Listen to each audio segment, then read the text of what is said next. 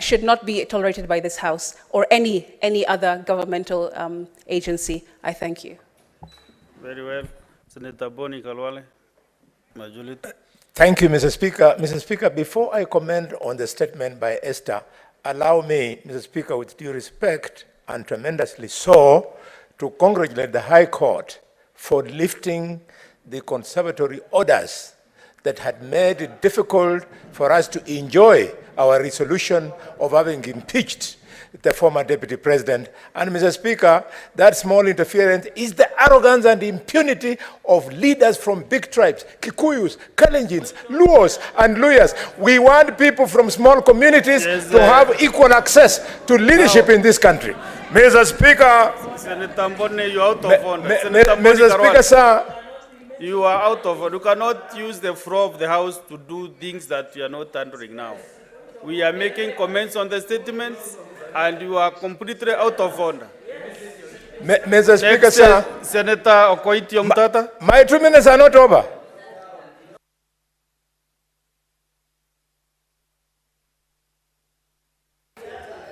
Mr. Speaker, sir, thank you for the opportunity to address this House. And since the time is very limited, I will contribute to Senator Eddie Okechi's statement. The question of data is a question of life and death. And our data cannot be handled in the manner it's being handled. Even now, when you look around, Safaricom has not responded. It was accused for aiding state agents to track and abduct citizens. We are also having the situation whereby even the government institutions are still using Google, are still using whatever. So the government does not understand how critical data is. When you go to the judiciary, they're using free apps to do stuff. It is time this government took the question of data seriously and went ahead to ensure that people are protected.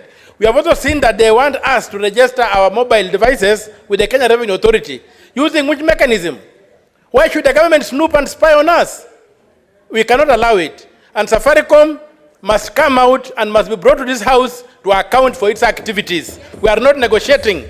It has been implicated in so many crimes. We can't allow this one to pass. Thank you, Mr. Speaker. The end of the comments on the statements, but let's hear Senator Mofa Yagata Yamwenda. Thank you very much, Honorable Speaker. Honorable Speaker, private security is enshrined in the Constitution.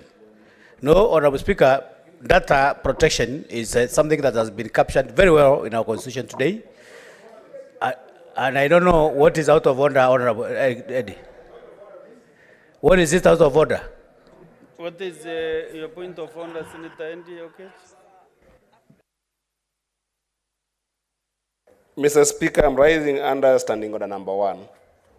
And Mr. Speaker, I humbly realize that today's volume of statements was so many. And today is also the last day that we have in this House before we go to recess.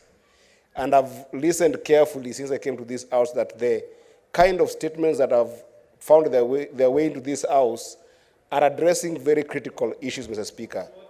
Point of order. I just wanted to request for your discretion, Mr. Speaker, understanding order number 1, that you extend the comment on statements by just 15 minutes so that we can be able to... Just have yours. Now you have consumed 2 minutes for one of the contributors. Senator, to conclude. Honorable Speaker, I thought maybe I'm out of order. I don't know, maybe I didn't know that Senator Henry was... Thank you very much, Honorable Speaker. You know, in this country, Honorable Speaker, we have agencies that are trying to make sure that they're entrusted with that responsibility to make sure that we have the protection of every other person.